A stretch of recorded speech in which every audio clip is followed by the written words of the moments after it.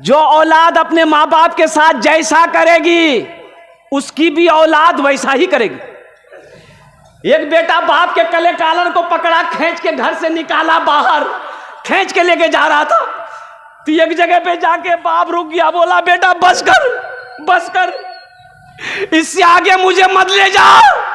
यहीं तक मैंने भी अपने बाप को कालर पकड़ के खींच के लाया था, यहीं तक मैंने भी अपने बाप को कालर पकड़ के खींच के लाया था, उसका बदला तुमने वसूल कर लिया है। इसलिए नौजवानों, मेरे बच्चों, एक बात याद रखना, आज तुम जैसे अपने माँ बाप के साथ करोगे, कसम खुदा कि तुम्हारी औलाद भी कल होकर वैसा ही तुम्हारे साथ करेगी। ये बदला है, ये बदला है, ये बदला है। हो जैसी करनी वैसी भरनी। तो इंशाल्लाह अपने माँ बाप के साथ अच्छा सलूक करेंगे मेरे भाई। कहा कि या रसूल अल्लाह, अलक़मा की माँ है, जरा माँ को बोला तो सही। माँ आई, इमामुल अंबिया सल्लल्लाहु अलैहि वसल्लम ने उनकी माँ से खिताब फरमाया, ओ ज़ईफ़ा, तेरा बेटा अलक़मा के साथ में तेरा कैसा रिश्ता है? अल्लाह के रसूल पूछते हैं तेरा बेटा कैसा है? कहा या रसूल अल्लाह, 5 वक्त की नमाज आपके पीछे पढ़ता है, कुरान की तिलावत मेरा बेटा अलक़मा करता है। या रसूल अल्लाह, रमज़ान के 30 रोज़े मेरा बेटा अलक़मा रखता है। तो अल्लाह के रसूल ने इरशाद फरमाते कि मैं ये नहीं पूछ रहा हूँ, मैं ये नहीं पूछ रहा हूँ, मैं ये पूछ रहा हूँ कि तुम्हारे साथ कैसा रिश्ता है? कहा कि या रसूल अल्लाह, मैं उससे नाराज हूँ, ये मेरे सामने मुझसे ज्यादा अपनी बीवी को तरजीह देता है, मेरा कहना नहीं मानता, मेरी बातों को नहीं मानता, मेरी इज्जत नहीं करता, मैं उससे नाराज हूं। तो अल्लाह के रसूल सल्लल्लाहु अलैहि वसल्लम इरशाद फरमाते हैं, ए ज़ईफ़ा, ये तेरा बेटा का आखिरी वक़्त है, इसकी गलतियों को माफ़ कर दे, ताकि अल्लाह इनके गलतियों को माफ़ कर देगा, माफ़ कर दे। तो बुढ़िया कहती या रसूल अल्लाह, मैं माफ़ नहीं करूँगा, मैं माफ़ नहीं करूँगा। अरे कुर्बान जाओ, आखिर माँ तो है, माँ मान है। तो अल्लाह के रसूल ने इरशाद फरमाया कि ऐसा करो, लकड़ियाँ जमा करो, उन लकड़ियों के अंदर में आग लगाओ, इसके बेटे अलक़मा को उठाकर उस आग के अंदर में डाल दो। तो बुढ़िया तो तड़प गई कि या रसूल अल्लाह, मेरे बेटे को आप आग के अंदर में डालेंगे? वो बेटा जिसको मैंने 9 महीना अपने शिकम में रखा, 2 साल तक अपना खून पिलाया। हर चीज तो मिल जाएगी बाजार में, लेकिन बाजार में, लेकिन हर चीज तो मिल जाएगी बाजार में, लेकिन बाजार में, लेकिन माँ बाप से बढ़कर कोई दौलत न मिलेगी, माँ बाप से बढ़कर कोई दौलत न मिलेगी। आंचल जो उठा कर तेरी माँ जो दुआ कर दे, माँ जो दुआ कर दे, दुनिया हो या उक़बा कहीं जिल्लत न मिलेगी। सुभान अल्लाह, सुभान अल्लाह। माँ तो तड़प उठी, माँ तड़प उठी, माँ रोने लगी कि या रसूल अल्लाह सल्लल्लाहु अलैहि वसल्लम, मेरे बेटे को आप मेरे नज़रों के सामने जलाएंगे। तो अल्लाह के रसूल ने इरशाद फरमाया, ऐ ज़ईफ़ा, अगर तू अपने बेटे को माफ़ नहीं करेगी, वो आखिरत के अजाब से बच नहीं सकता, तू उसे माफ़ नहीं करेगी। तो माँ कहती या रसूल अल्लाह, आप गवाह रहिए, आप गवाह रहिए, मैंने अपने बेटे अलक़मा की गलती को माफ़ कर दिया। तो अल्लाह के नबी ने इरशाद फरमाया, देखो अलक़मा के ज़बान पे कलमा जारी हुआ कि नहीं? तो हज़रत अलक़मा ने पढ़ा, अशहदु अल्ला इलाहा इल्लल्लाहु व अशहदु अन्ना मुहम्मदन अब्दुहु रसूलुहु, पढ़ते हुए इस दुनिया से इंतकाल कर गए। तो अल्लाह के नबी ने इरशाद फरमाया, जनाजे के बाद, दफन कफन के बाद इरशाद फरमाया कि लानत है उसके ऊपर में, अल्लाह की लानत हो, फरिश्तों की लानत हो, जमीन पर रहने वाली तमाम मखलूकात की लानत हो उस औलाद पर जिस औलाद से उसका माँ बाप नाराज रहे। इसलिए मेरे बच्चों, इबरत हासिल करो, अपने माँ बाप को कभी तकलीफ मत देना, अपने माँ बाप को कभी नाराज ना करना। अल्लाह तौफीक दे तो उनकी दुआएं लो, उनकी इतनी खिदमत करो कि दिल से दुआ निकल जाए, दिल से दुआ निकल जाए। हजरत मूसा अलैहिस्सलाम ने पूछा कि या अल्लाह, जन्नत में मेरा साथी कौन रहेगा, जन्नत में मेरा साथी कौन रहेगा, मेरे पड़ोस में कौन रहेगा? तो अल्लाह ने कहा कि मूसा, ये कसाई है, वही तेरा जन्नत में साथी होगा। कौन बनेगा? तो मूसा अलैहिस्सलाम हो गए, हैरत हो गए कि अल्लाह तूने मुझे पैगंबर बनाया और जन्नत में मेरा साथी कसाई होगा? कि अल्लाह वो कौन है, कहाँ मिलेगा, मैं उससे मिलना चाहता हूँ। कहा कि फला बाजार देखा है? बोला या रसूल अल्लाह। या अल्लाह, तो बोले उसी बाजार में चला जा, वहीं पर उसकी गोश्त की दुकान है, मुलाकात हो जाएगी। मूसा अलैहिस्सलाम गए, देखना चाहते थे कि ये नौजवान का अमल कौन सा है, ये कौन सा अमल करता है जिसके बिना पर वो जन्नत में मेरा साथी होगा। वो तो गोश्त की दुकान पे गोश्त काट रहा है, ग्राहक आ रहा है, गोश्त दे रहा है। ये मूसा अलैहिस्सलाम को ये नौजवान पहचानता नहीं था कि ये अल्लाह के पैगंबर है। मूसा अलैहिस्सलाम दूर बैठे देख रहे हैं कि ग्राहक आ रहा है, ग्राहक आ रहा है, गोश्त काट रहा है, वजन करके दे रहा है। और कुर्बान जाओ, गोश्त को वजन कर रहा है, वो बेचता चला जा रहा है। मूसा अलैहिस्सलाम देखना चाहते हैं कि ये नौजवान कौन सा अमल करता है, क्या तहज्जुद पढ़ता है, कितना इबादत गुजार है, क्या है ये मैं जन्नत में मेरा साथी है। कई घंटा बैठे रहे, आपने कोई अमल नहीं देखा, सिर्फ गोश्त बेचते हुए देखा, सिर्फ गोश्त बेचते हुए देखा। अच्छा, जब शाम हुई तो गोश्त का दुकान ये नौजवान बंद किया। अब कुछ नरम नरम गोश्त को जो है काट के उन्होंने अपना झोला में डाला, दुकान समेटा, झोला उठाया, घर के तरफ चलने लगा। तो मूसा अलैहिस्सलाम ने कहा कि नौजवान जरा ठहर। बोला कहिए। बोला क्या तू चाहता है कि मैं तेरा मेहमान बन जाऊं, तू चाहता है? तो नौजवान ने कहा कि खुशनसीबी हमारी है, अगर आप मेरे घर चलना चाहे, आप मेरे मेहमान बन जाइए। पहचानता नहीं था कि अल्लाह के पैगंबर। बोला शौक से आप मेरे घर चल सकते हैं। बोला चल।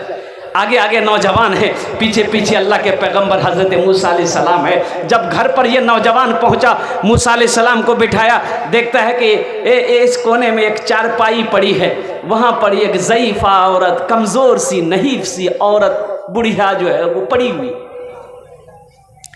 ये नौजवान करीब गया और माँ से इशारे में कुछ बात किया, बुढ़िया से, ज़ईफ़ा से, और उठाया, पानी के चंद घोंट पिलाया, फिर माँ को सुला दिया।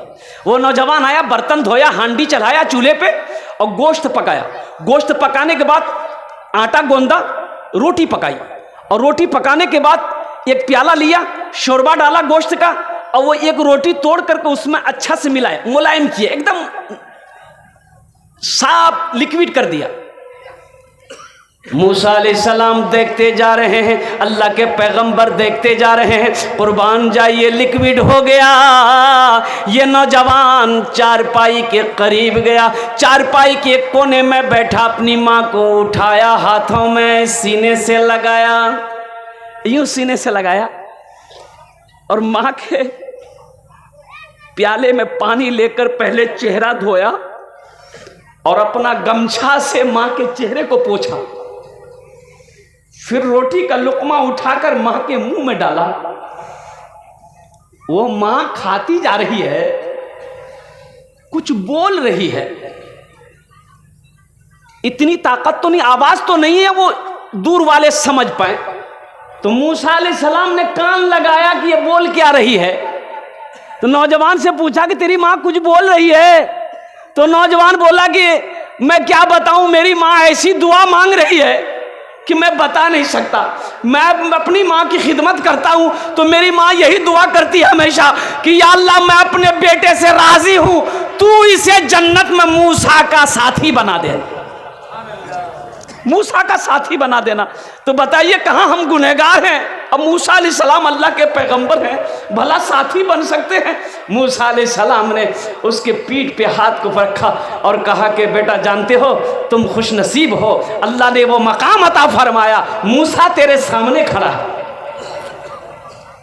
माँ की दुआ रद्द नहीं होती, बाप की दुआ रद्द नहीं होती, अल्लाह तौफीक दे। अल्लाह के नबी जनाब मोहम्मद रसूलुल्लाह सल्लल्लाहु अलैहि वसल्लम अपने माँ के शिकम में थे, बाप का इंतकाल हो गया। जब 7 साल की उम्र हुई, माँ के साथ मदीना गए थे। अब मदीना से फिर मक्का लौट रहे थे। रास्ते में एक जगह है, एक जगह जिसका नाम है मकाम अबवा, वहीं पर माँ की तबीयत खराब हो गई। हजरत आमिना की तबीयत खराब हो गई। उनके साथ में एक दाई थी, एक खिदमत गुजार वाली थी, हजरत उम्मे अमन रजी अल्लाह ताला अन्हा थी। इतना तेज़ बुखार आया हजरत आमिना को, इतना तेज़ बुखार आया कि वो बुखार उतरता था, चढ़ता था, उतरता था, यहाँ तक कि कभी कभी हजरत आमिना बेहोश हो गई और उसी बेहोशी की हालत में इंतकाल कर गई। अल्लाह के रसूल सल्लल्लाहु अलैहि वसल्लम की उम्र 7 साल थी। भाई कितनी उम्र थी? 7 साल की उम्र में माँ चली गई। तो अल्लाह के रसूल ने एक मौके पर इरशाद फरमाया, काश मेरी माँ आमिना जिंदा होती, मैं ऐशा की नमाज पढ़ रहा होता, सूरे फातिहा तिलावत कर रहा होता, मेरी माँ आमिना आवाज देती, बेटा मोहम्मद, तो मैं नमाज तोड़कर माँ की बारगाह में हाजिर हो जाता। मैं नमाज तोड़कर माँ की बारगाह में हाजिर हो जाता। पीते पीते दूध कभी चल में जब छुप जाते थे,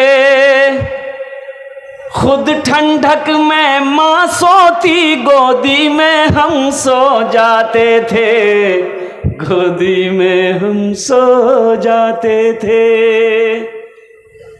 माँ नया कपड़ा पहन के बैठी है, बच्चा को गोद में लेकर, बच्चा पेशाब कर दिया, माँ को घिन नहीं आती।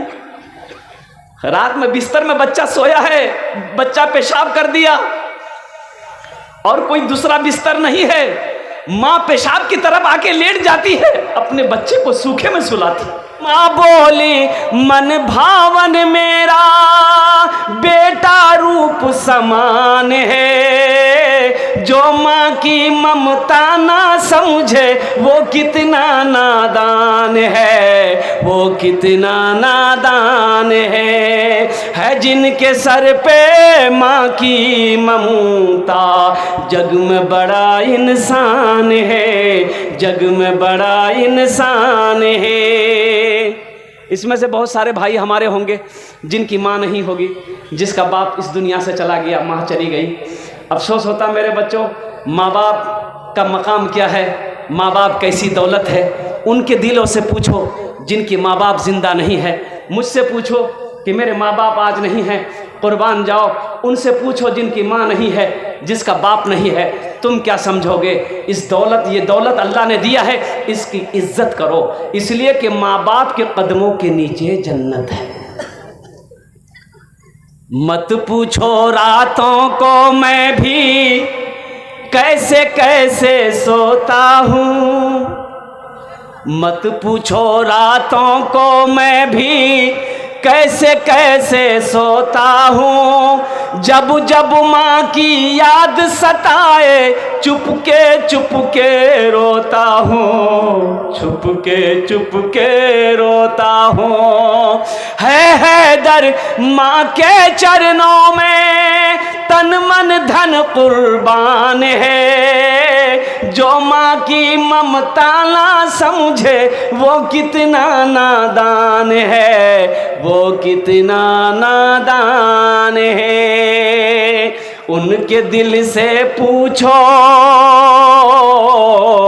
मेरे दिल से पूछो, उनके दिल से पूछो जाकर जिसकी माँ मर जाती है। दिल का आंगन मन की दुनिया सब सूना कर जाती है, सब सूना कर जाती है। माँ ही घर की रौनक है और माँ ही घर की जीनत है। माँ ऐसी हंसती है जिसके कदम के नीचे जन्नत है, कदम के नीचे जन्नत है।